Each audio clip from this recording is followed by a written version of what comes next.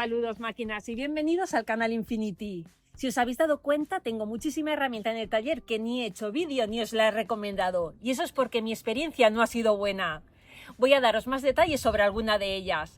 Pero lo justo es deciros que en casi todos los productos siempre salen algunas unidades defectuosas, o que no sepamos utilizarlas, o que nuestras expectativas sean poco realistas.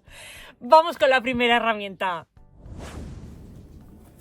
Y es este cortacésped, que a algunos os sonará porque ya hice un vídeo anteriormente. Es de 20 voltios. Mi primera toma de contacto fue fatal.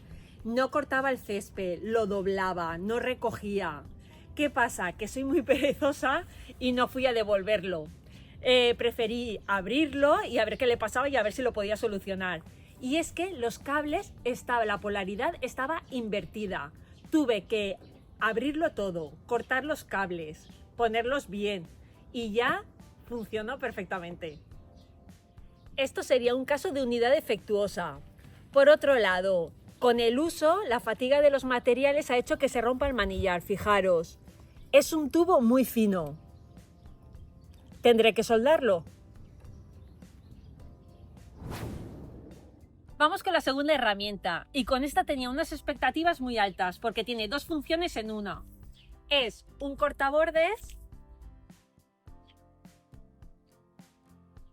y a la vez un cortasetos de 12 voltios. Pero o el voltaje es muy bajo o las cuchillas están mal planificadas, porque no corta nada desde un principio. No la he podido utilizar. La tercera herramienta es una pistola de aire caliente de 20 voltios. En vídeos anteriores hice una comparativa porque también tengo la de cable. Y los datos son reales con un termómetro en la salida de aire, pero a 2 dedos no calienta nada. En un vídeo anterior intenté calentar un tubo de PVC y no llegó ni a ablandarlo. Y sobre metal con pintura el efecto es prácticamente nulo.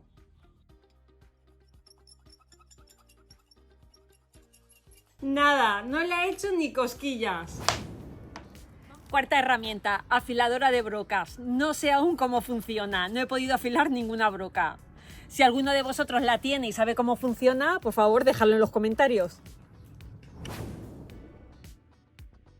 Quinta herramienta, soldador de gas. Tengo que decir que al principio sí que me funcionó, pero la segunda vez que lo cogí, mirad.